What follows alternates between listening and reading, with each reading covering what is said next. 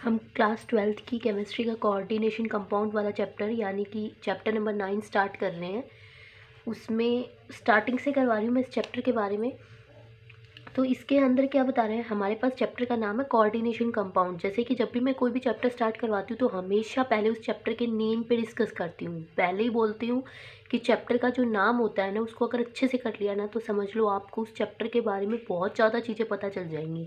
जैसे coordination compound, coordination compound मतलब वो कंपाउंड्स जिनके अंदर कोऑर्डिनेशन बॉन्ड का फॉर्मेशन हुआ है, और उसको हम इस चैप्टर के अंदर पढ़ेंगे। ठीक है, कोऑर्डिनेशन बॉन्ड्स वो होते हैं जो जिसके अंदर मेटल्स के पास कोई भी इलेक्ट्रॉन्स नहीं होता, मेटल्स के पास वैकेंट ऑर्बिटल्स होते हैं, लिगेंड्स के पास एक्स्ट्रा इलेक्ट्रॉन्स होते हैं। वो अपने इलेक्ट्रॉन्स को डोनेट भी करता है मेटल को, और शेयरिंग भी करता है। इस तरह से डोनेट और शेयरिंग करके जिस बॉन्ड का फॉर्मेशन होता है उसको हम कोऑर्डिनेटेड बॉन्ड या फिर डेटिव बॉन्ड भी बोलते हैं। ठीक है, तो इस पूरे चैप्टर के अंदर हम सारे कोऑर्डिनेशन कंपाउंड्स के बारे में ही पढ़ने वाले हैं। तो सबसे पहले बात आती है कि जो कोऑर्डिनेशन कंपाउंड होते हैं ना, वो कौन सी मेटल्स बनाती हैं। वो बनाती है अपने पास ट्रांजिशंस मेटल। ठीक है, ट्रांजिशंस मेटल वही मेटल्स होती हैं जिनके पास डी ऑर्बिटल कंप्लीटली फिल्ड नहीं होता। ठीक है, D and F block elements जब आप चैप्टर करोगे या जिसने कर लिया उसको पता होगा कि ट्रांजिशंस मेटल में हम उन्हीं मेटल्स को कंसीडर करते हैं, डी ब्लॉक वाली को, जिसके डी ऑर्बिटल्स कंप्लीटली फिल्ड नहीं होते। जैसे जिंक, कैडमियम और मरकरी जो है उनके पास कंप्लीटली डी ऑर्बिटल फिल्ड है। जिंक में 3d10 है, 4s2 है। कैडमियम के अंदर 4d10 है, 5s2 है। मरकरी में 5d10 है, 6s2 है। ठीक है, तो इसके अंदर कंप्लीटली फिल्ड है इनके अंदर। तो ये जो तीनों मेटल्स हैं इनको हम कभी भी ट्रांजिशंस मेटल में कंसीडर नहीं करते। लेकिन यहाँ पे हम कोऑर्डिनेशन बॉन्ड बना रहे हैं, तो कोऑर्डिनेशन बॉन्ड तो जिंक भी बनाता है, कैडमियम भी बनाएगा, मरकरी भी बनाएगा। ठीक है, तो डाउन द ग्रुप के अंदर ज़्यादा डिस्कस नहीं करेंगे। इस चैप्टर के अंदर सिर्फ हम 3D सीरीज के बारे में ही पढ़ने वाले हैं। ठीक है, तो transitions metals can form enormous number of complex compounds. बहुत सारे कॉम्प्लेक्सेस कंपाउंड का फॉर्मेशन करती है ट्रांजिशंस मेटल। फिर इस चैप्टर के बारे में पढ़ना क्यों जरूरी है कि we will learn about in this chapter. हम क्या क्या पढ़ने वाले हैं। पहला तो क्या कि ways in which these compounds are formed, कौन कौन से तरीके हैं जिनके थ्रू ये जो कोऑर्डिनेशन कंपाउंड का फॉर्मेशन हुआ है वो हुआ है। ठीक है, उन तरीकों के बारे में पढ़ोगे, उनके वेज के बारे में पढ़ेंगे। How to name those compounds, उन कंपाउंड्स का हम नेम कैसे करेंगे। ठीक है, जैसे नेमिंग हम IUPAC में नेम करते हैं ऑर्गेनिक केमिस्ट्री के अंदर, मीथेन, इथेन, है ना, चेन बढ़ा देते हैं।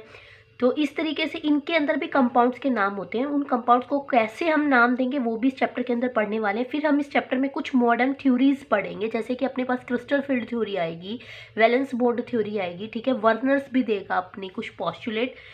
तो ये सारी थ्योरी हम इस चैप्टर में पढ़ने वाले हैं, जो कि अलग अलग डाइवर्सिटी के बारे में बताएगा, यानी कि अलग अलग बॉन्डिंग के बारे में बताएगा, किस तरीके से कंपाउंड्स का फॉर्मेशन हुआ, किस तरीके से कॉम्प्लेक्स फॉर्मेशन हुआ। तो इसको करने से पहले ना कुछ बेसिक सी डेफिनेशंस आती है, वो पढ़ लेते हैं।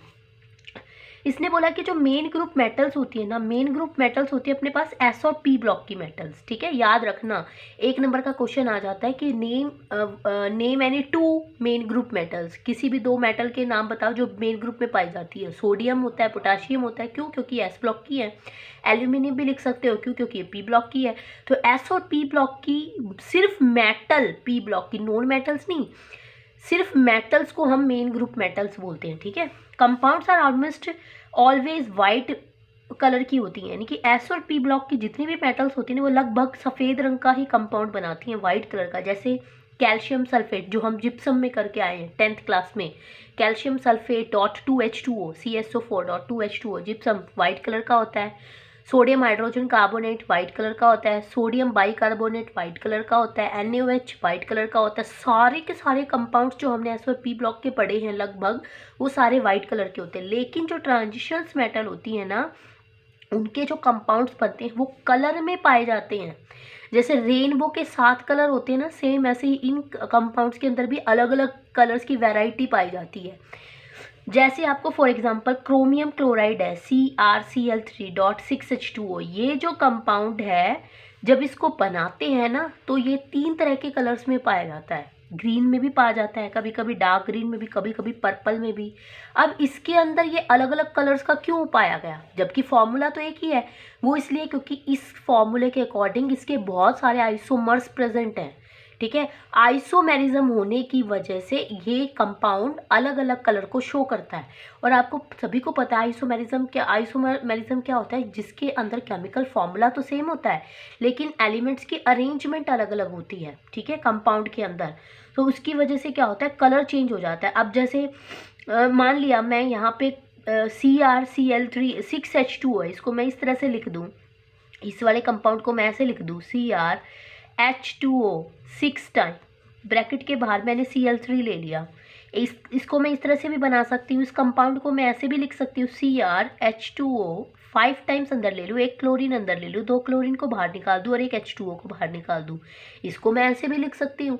तो है तो ये एक ही कंपाउंड ना, केमिकल फॉर्मूला तो इन दोनों ही केसेस में वही है कि 6 वाटर मॉलिक्यूल्स इसमें है, 6 इसमें है, 3 क्लोरीन इसमें है, 3 क्लोरीन इसमें है, वही क्रोमियम मेटल इसमें है, वही क्रोमियम मेटल इसमें है। सिर्फ और सिर्फ क्या हुआ, आइसोमर्स बदल गए। आइसोमर्स बदलने की वजह से यहाँ पे एक क्लोरीन डायरेक्ट क्रोमियम मेटल के साथ अटैच है और यहाँ पे सिर्फ वाटर डायरेक्ट अटैच है, जिसकी वजह से कलर में चेंजमेंट आ जाती है, ठीक है। तो आइसोमेरिज्म की वजह से अलग अलग मतलब कलर बनाता है एक टाइप का कंपाउंड ही। फिर उसके बाद अपने पास स्टार्ट हो जाते हैं कुछ सिंपल सी डेफिनेशन। सबसे पहले अपने पास आते हैं सिंपल सॉल्ट्स क्या होते हैं। सिंपल सॉल्ट हो गए, एडिशनल सॉल्ट हो गए, डबल सॉल्ट्स हो गए, कॉम्प्लेक्स सॉल्ट्स हो गए। इनमें से किसी ना किसी की एक की डेफिनेशन पक्का है आपके एग्जाम के अंदर। तो अब देखो सिंपल सॉल्ट्स क्या होते हैं। सिंपल सॉल्ट हमने सभी ने पढ़ा है, 10th क्लास में पढ़ के आए हैं। एसिड और बेस मिलकर सॉल्ट प्लस वाटर बनाता है, ठीक है। जैसे मैंने HCl की NaOH के साथ करा दी तो NaCl बन गया, H2O बन गया, ये एक सॉल्ट है, वाइट कलर का होता है, ठीक है। सिंपल सॉल्ट वो होते हैं जो पानी में डालने के बाद पूरी तरह से आयंस में डिसोसिएट हो जाते हैं। जैसे NaCl को अगर मैं पानी में डालूं तो ये Na पॉजिटिव Cl नेगेटिव के अंदर टूट जाएगा, इसको हम बोलते हैं सिंपल सॉल्ट, ठीक है। तो सिंपल सॉल्ट वो होते हैं जिसको हम पानी के अंदर डिज़ोल्व करें तो पानी में डिज़ोल्व करने के बाद वो अपने रिस्पेक्टिव जो आयंस होते हैं ना उसके अंदर टूट जाता है, कैटाइन में भी और एनाइन में भी। क्लियर। उसके बाद अपने पास नेक्स्ट आती है, फिर आते हैं अपने पास एडिशनल कंपाउंड्स क्या होते हैं, ठीक है। एडिशनल कंपाउंड्स वो होते हैं कि these are formed when stoichiometric amount of 2 और more stable compounds are join together. Stoichiometric का मतलब होता है फिक्स्ड रेशियो के अंदर। जैसे मैं NaCl ही, मेरे पास सोडियम क्लोराइड कॉमन सॉल्ट का फॉर्मूला है, मैं कभी भी NaCl को NaCl2 नहीं लिख सकती, ये इसका गलत हो जाएगा।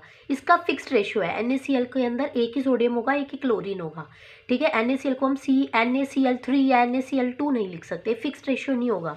तो उसने बोला कि एडिशनल कंपाउंड्स वो होते हैं जिसमें हम अलग अलग तरह के कंपाउंड्स को ऐड तो करते हैं, लेकिन जो कंपाउंड ऐड होंगे ना वो एक फिक्स्ड सिंपल रेशियो के अंदर प्रेजेंट होंगे, फिक्स्ड रेशियो के अंदर प्रेजेंट होते हैं और एक जुड़कर एक नए कंपाउंड का फॉर्मेशन कर देते हैं। जैसे कि KCl, MgCl2 और वाटर को मैंने ऐड कर दिया तो ये हमें बना के देगा KCl, MgCl2 एंड 6H2O। इसको हम कैरलाइट बोलते हैं, कार्नेलाइट बोलते हैं, सॉरी, ठीक है।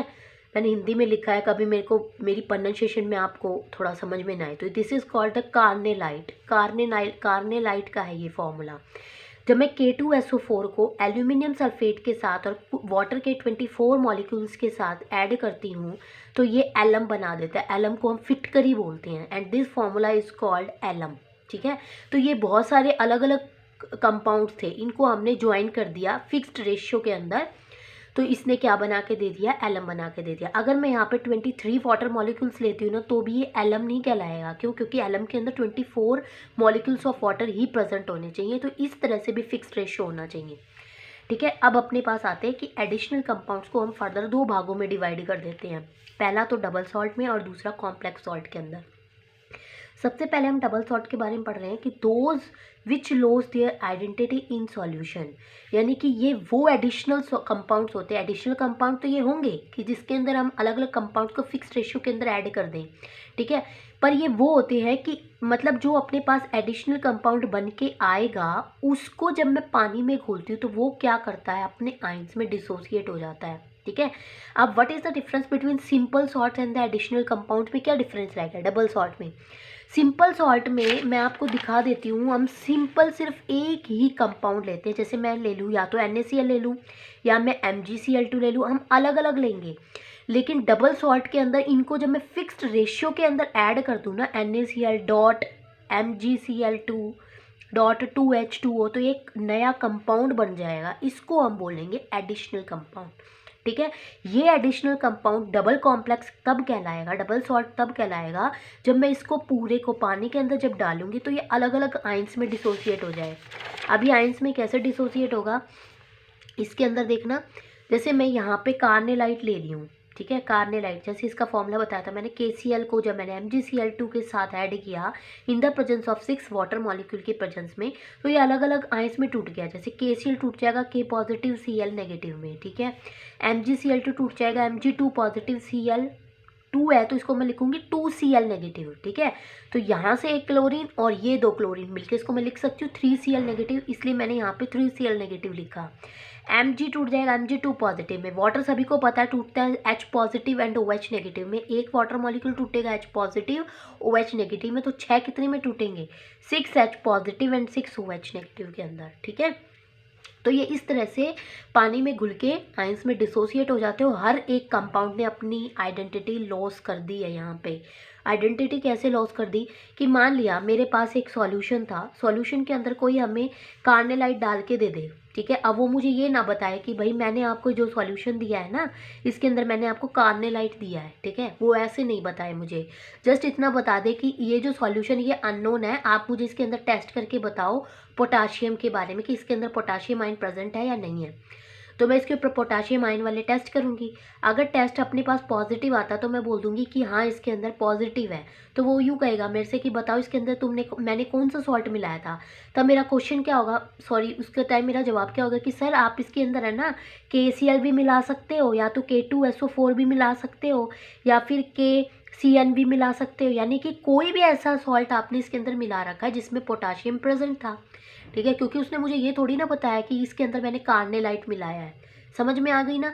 तो इसका मतलब क्या है कि आयंस में डिसोसिएट होने के बाद हर एक एलिमेंट अपनी आइडेंटिटी को क्या कर देगा, लॉस कर देगा।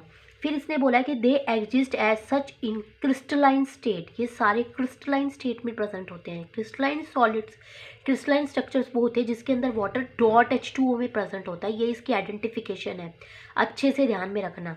वैन डिजॉल्व इन वाटर, जब इनको पानी में डिजॉल्व करते तो अभी अभी बताया था कि मैंने कि ये डिसोसिएट हो जाता है आयंस के अंदर पूरी तरीके से अलग अलग कंपाउंड्स, यानी कि हर एक कंपाउंड अलग अलग आइंस में डिसोसिएट हो जाएगा।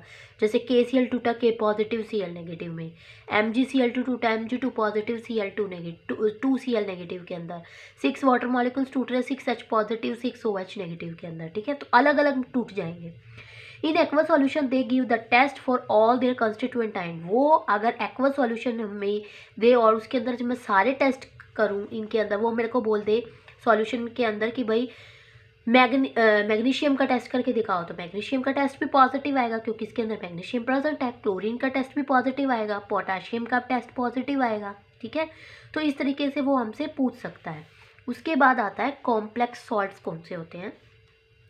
कॉम्प्लेक्स सॉल्ट होते तो एडिशनल सॉल्ट ही है, कॉम्पाउंड्स ही हैं कि दो या दो से ज़्यादा कंपाउंड आपस में फिक्स रेशियो में मिलके एक नए कंपाउंड का फॉर्मेशन करते हैं। बस इसमें और डबल सॉल्ट में क्या डिफरेंस है कि डबल सॉल्ट तो आपका आयंस में डिसोसिएट हो जाता है जब उसको हम पानी में डिज़ोल्व करते हैं पूरी तरीके से, लेकिन कॉम्प्लेक्स सॉल्ट पानी में डालने के बाद जब उसका सॉल्यूशन बनाते हैं तो वो पूरी तरीके से आयंस में डिसोसिएट नहीं होता। जैसे मैंने ये एग्जांपल ले लिया, मैंने आयरन साइनाइड का पोटाशियम साइनाइड के साथ एक डबल सॉल्ट लिया, उसको जब मैं पानी के अंदर डाल के डिज़ोल्व करके आइंस में डिसोसिएट करूँगी तो सिर्फ पोटाशियम बाहर निकलेगा और ये एक कोऑर्डिनेशन कंपाउंड का फॉर्मेशन कर देगा।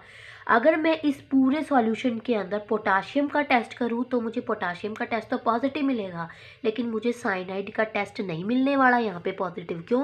क्योंकि साइनाइड तो आइंस में डिसोसिएट हुआ ही नहीं, ये तो इस कंपाउंड के साथ, आयरन के साथ मिलकर इसने एक अलग से कंपाउंड बना दिया, जिसको हम क्या बोलते हैं, कोऑर्डिनेशन कंपाउंड। और हम इन्हीं कंपाउंड्स की फर्दर इस चैप्टर के अंदर डिस्कशन करने वाले हैं।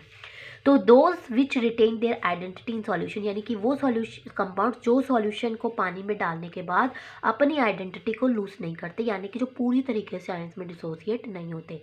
यही सेकंड स्टेप है कि अलग अलग आयंस में डिसोसिएट नहीं होगा तो सारे आयंस के हमें जो टेस्ट हैं वो पॉजिटिव नहीं मिलने वाले। ठीक है, अब अपने पास नेक्स्ट आता है,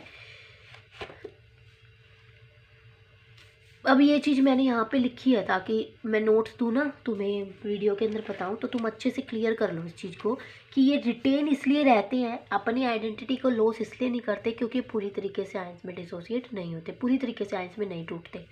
ठीक है, फिर अपने पास जब डबल सॉल्ट आ गया, कॉम्प्लेक्स सॉल्ट आ गया, है ना, अपने पास एडिशनल सॉल्ट आ गया था, उसके दोनों पार्ट्स थे, सिंपल सॉल्ट थे कि जब हम स्टडी कर रहे थे तो अभी मैंने कॉम्प्लेक्स सॉल्ट बताया कि इसके अंदर कोऑर्डिनेशन कंपाउंड बन जाता है।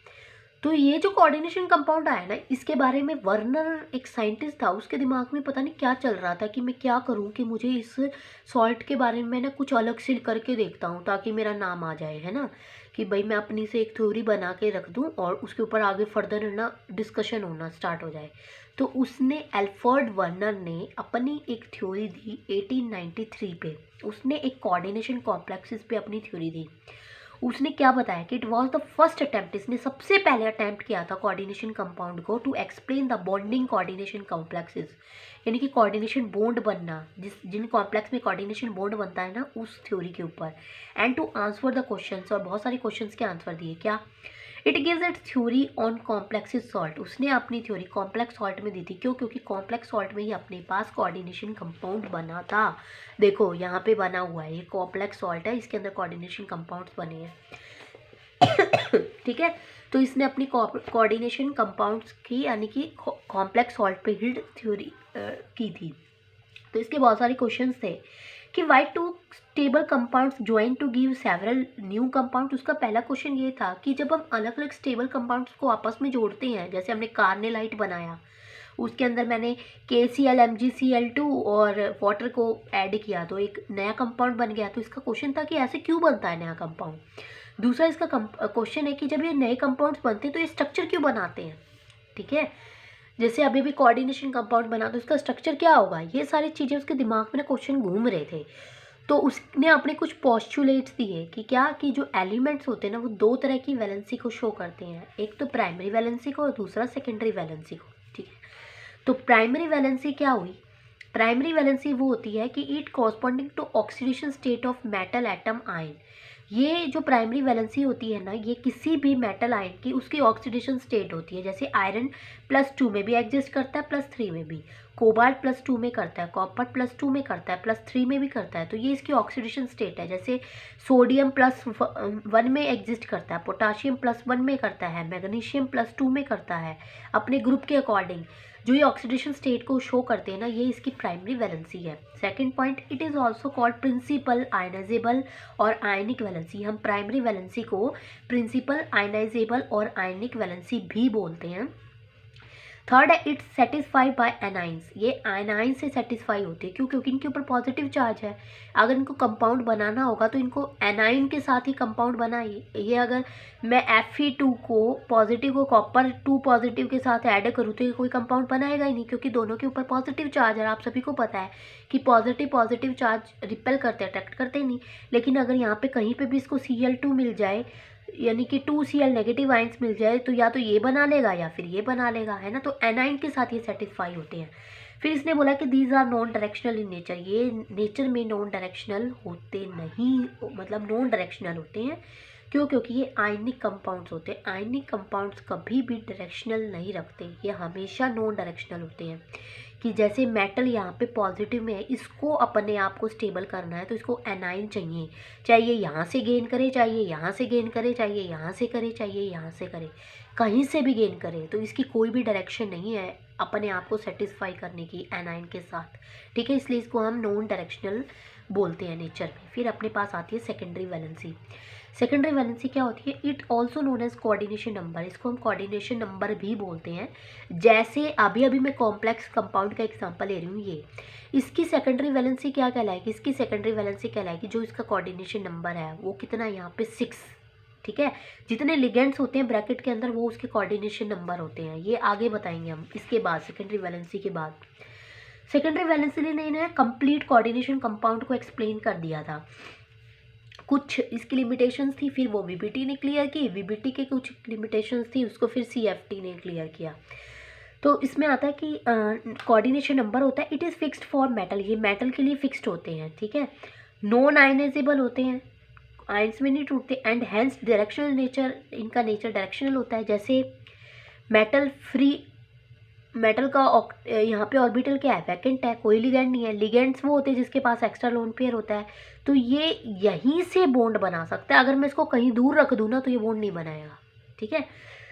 फिर इसने बोला कि it satisfy bye either anions और न्यूट्रल मॉलिक्यूल्स, या तो ये एनाइन या फिर न्यूट्रल मॉलिक्यूल्स के साथ सेटिस्फाई हो जाता है। और न्यूट्रल मॉलिक्यूल के साथ कैसे होगा वो मैं आपको बताती हूँ, आगे आएगा जब हम लिगेंड्स के बारे में पढ़ेंगे, ठीक है, अच्छे से। नहीं तो फिर यहीं पे सारा डिस्कस हो जाएगा तो फिर आप लिगेंड्स की डेफिनेशन नहीं करोगे। देखो अब नॉन आयनाइजेबल क्या होता है कि क्योंकि ये आयनिक बॉन्ड नहीं बनाते, ये बनाते कोऑर्डिनेशन बॉन्ड, ठीक है। ये चीज़ समझाने के लिए मैंने यहाँ पे हिंदी में लिखा है ताकि आपको अच्छे से क्लियर हो जाए कि नॉन आयनाइजेशन का मतलब ये होता है कि ये आयनिक कंपाउंड्स नहीं बनाते, आयनिक बॉन्ड का फॉर्मेशन नहीं करते, ये क्या करते हैं, और कोऑर्डिनेटेड जो बॉन्ड होते हैं ना वो डायरेक्शनल होते हैं। इसलिए क्योंकि खाली ऑर्बिटल जो मेटल्स के होते हैं ना उसके ऊपर लिगेंड ओवरलैपिंग करता है, और ये लिगेंड वाले उसमें करवाऊंगी मैं। अब जैसे अपने पास ये आ जाए प्राइमरी और सेकेंडरी वैलेंसी के बारे में पूछे तो मैं ये कुछ एग्जांपल इसकी प्राइमरी और सेकेंडरी वैलेंसी बतानी है। तो सेकेंडरी वैलेंसी सभी को पता है, हम कहाँ से निकालते हैं? कोऑर्डिनेशन नंबर से। इसकी कोऑर्डिनेशन नंबर वही लिखा जाता है जो ब्रैकेट के अंदर लिगेंड्स होते हैं, ठीक है। तो ये तो मेटल है, मेटल को छोड़ के जो भी बचेगा ना वो सारे लिगेंड्स हैं। तो इसमें कितने हैं? 6, तो ये इसकी 6 इसकी सेकेंडरी वैलेंसी है। इसकी ऑक्सीडेशन स्टेट कितनी आएगी? +3, तो इस प्राइमरी वैलेंसी कितनी होगी? +3। इसके अंदर भी देखो 4 और 2 6, 6 इसकी सेकेंडरी है, ऑक्सीडेशन स्टेट इसकी कितनी आएगी? +3, तो ये इसकी प्राइमरी वैलेंसी है। 3 और 3 6, 6 इसकी सेकेंडरी वैलेंसी है और 3 इसकी ऑक्सीडेशन स्टेट है, तो +3 इसकी प्राइमरी वैलेंसी है, ठीक है। कैसे निकालेंगे वो आगे करते हैं। यहाँ से पता चलेगा कि लिगेंड्स क्या होता है, ये कोऑर्डिनेशन नंबर क्या होता है। तो ये एक कोऑर्डिनेशन कंपाउंड है, ठीक है। इस ब्रैकेट को हम बोलते हैं कोऑर्डिनेशन स्फीयर या कोऑर्डिनेशन एंटिटी, जो अपने अंदर इंक्लूड करती है किस किस को? मेटल को भी और लिगेंड्स को भी, ठीक है। तो ये जो मेटल होती है इनको, ये जो ट्रांजिशंस एलिमेंट्स है वो सारी सेंट्रल मेटल या आयन कहलाती हैं, इनको मेटल बोलते हैं। बाकी जो भी बचेगा वो सारे लिगेंड्स होते हैं, और ये जितने नंबर में प्रेजेंट होते हैं इसको हम बोलते हैं कोऑर्डिनेशन नंबर, और कोऑर्डिनेशन नंबर या फिर हम इसको क्या बोलते हैं? सेकेंडरी वैलेंसी भी बोलते हैं। और जो ब्रैकेट के बाहर पाया जाता है ना उसको हम बोलते हैं काउंटर आयन, ठीक है। काउंटर आयन पहले भी हो सकता है बाद में भी हो सकता है, दोनों तरीके से। अब जैसे इसके अंदर एग्जाम्पल है, ये मेटल है, ये लिगेंड है, ये इसकी सेकेंडरी वैलेंसी है, इसको हम कोऑर्डिनेशन नंबर भी बोल सकते हैं। और ये क्या है? कोऑर्डिनेशन स्फीयर या कोऑर्डिनेशन एंटिटी, ब्रैकेट को metal ligand coordination number, metal ligand ligand ये दोनों मिला के इसके कोऑर्डिनेशन नंबर कहलाएंगे, यानी कि 4 और 2 6। ये इसका काउंटर लिगेंड है, ठीक है, आयन है, काउंटर आयन भी बोलते हैं। अब अपने पास आता है कोऑर्डिनेशन पॉलीहेड्रॉन। क्या होता है? एक coordination polyhedron is a special arrangement होती है लिगेंड्स एटम की that are directly attach to the central atom, जो कि मेटल के साथ डायरेक्टली अटैच होती है, ठीक है। हेड्रॉन जो कि स्फीयर में प्रेजेंट होता है। देखो अब जैसे ये है स्क्वायर प्लेनर की होती है, देखो ऐसा होता है ज्योमेट्री, ठीक है। तो ये कोऑर्डिनेशन पॉलीहेड्रॉन है, इसका स्ट्रक्चर है। टेट्राहेड्रल में इस तरह से होता है, ठीक है। जबकि तुम पढ़ के ऐसे आए हो, टेट्राहेड्रल ऐसे भी बना था, यानी कि आगे पीछे के 2 बॉन्ड है। मैंने बताया था उल्टे वी स्ट्रक्चर बनाता है। उल्टा वी मतलब जैसे एक ये है वी, मैंने एक ये ले लिया और इसके अंदर मैं ऐसे डाल दूँ, तो ये देखो ये जो 2 मेरी फिंगर हिल रही है ना, तो 2 बॉन्ड तो ये टेट्राहेड्रल के, और ये जो 2 बॉन्ड हिल रही है ये इस तरीके से, तो इसको हम बोलते हैं टेट्राहेड्रल स्ट्रक्चर, ठीक है। इसको हम शो ऐसे भी कर सकते हैं और ऐसे भी कर सकते हैं। फिर अपने पास है ट्राइगोनल प्लेनर, ऑक्टाहेड्रल और स्क्वायर प्लेनर भी बोलते हैं इसको हम, ठीक है। स्क्वायर प्लेनर इसमें एक ही पिरामिड होता है। अब देखो अपने पास आता है होमोलैप्टिक और हेप्टोलैप्टिक कॉम्प्लेक्सेस कौन से होते हैं। When the central metal ion is bound only one kind of donor group, यानी कि जब सेंट्रल मेटल सिर्फ एक ही टाइप के लिगेंड के साथ अटैच होती है तो उसको हम बोलते हैं होमोलैप्टिक। होमो मतलब सेम। और जब सेंट्रल एटम कॉम्प्लेक्स के अंदर अलग अलग तरह के लिगेंड्स के साथ अटैच होती है तो उसको हम बोलते हैं हेट्रोलैप्टिक कॉम्प्लेक्सेस। जैसे ये होमोलैप्टिक है क्योंकि इसके अंदर एक ही टाइप का लिगेंड है जो है कार्बोनाइल, बाहर आएगा ये, ठीक है। अब ये है, इसके अंदर क्या है, देखो मेटल है उसके पास दो लिगेंड है, अमोनिया भी और क्लोरीन भी है, तो ये हेट्रोलैप्टिक है जिसमें एक से ज़्यादा टाइप के लिगेंड प्रेजेंट है, तो इसको हम हेट्रोलैप्टिक कॉम्प्लेक्सेस बोलते हैं। फिर अपने पास आता है लिगेंड्स क्या होते हैं, मोस्ट इम्पॉर्टेंट। इसके बाद है ना फिर दूसरी वीडियो बनाऊंगी मैं क्योंकि ये ज़्यादा हो जाएगा टाइम। लिगेंड्स क्या है कि the ligands are the ions, वो आयंस या मॉलिक्यूल्स होते हैं जो सेंट्रल मेटल को चारों तरफ से घेर लेते हैं और कोऑर्डिनेशन बॉन्ड का फॉर्मेशन करते हैं, ठीक है। This is better visualize as the combination of the Lewis acid की तरह काम करते हैं लिगेंड्स, और लुइस एसिड की तरह काम करती है मेटल, और लुइस बेस की तरह काम करते हैं लिगेंड।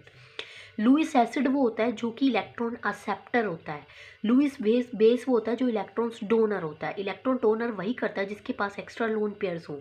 तो हम लिगेंड्स की डेफिनेशन ये भी बता सकते हैं कि ligands are those ions which contains extra lone pair, जिनके पास एक्स्ट्रा लोन पेयर प्रेजेंट होता है या फिर जिनके पास लोन पेयर्स प्रेजेंट होता है। तो मेटल्स जो होती हैं वो सारी इलेक्ट्रोपॉजिटिव होती है नेचर में। इलेक्ट्रोपॉजिटिव मतलब ऑलरेडी इलेक्ट्रॉन को लॉस करके रहती हैं, तो उनके पास तो एक्स्ट्रा इलेक्ट्रॉन्स है ही नहीं, लेकिन तो वो बॉन्ड बना नहीं सकती। तो फिर लिगेंड्स के पास जो होते हैं ना लोन पेयर होते हैं, तो एक लोन पेयर में दो इलेक्ट्रॉन होते हैं, और आप सभी को पता है कि एक बॉन्ड के फॉर्मेशन के लिए दो ही इलेक्ट्रॉन की रिक्वायरमेंट होती है। तो लिगेंड्स अपने दोनों इलेक्ट्रॉन को यूज़ करता है, कैसे कि एक इलेक्ट्रॉन वो मेटल को देता भी और अपने एक इलेक्ट्रॉन के साथ ही शेयरिंग भी कर लेता है। तो इस तरह से इलेक्ट्रॉन्स को देना भी और शेयरिंग भी करना क्या कहलाता है, कोऑर्डिनेशन बॉन्ड, ठीक है। इसको हम डेटिव बॉन्ड भी बोलते हैं, और कोऑर्डिनेशन बॉन्ड को हम इस एरो से रिप्रेजेंट करते हैं। लिगेंड की साइड आएगी टेल और मेटल की साइड आएगा हेड, ठीक है। यानी कि इसने इसको इलेक्ट्रॉन दे दिया, और मेटल काम करती है लुइस एसिड की तरह क्योंकि इसने इलेक्ट्रॉन एक्सेप्ट किया है। लिगेंड काम करता है लुइस बेस की तरह क्योंकि इसने इलेक्ट्रॉन को डोनेट किया है। क्लियर।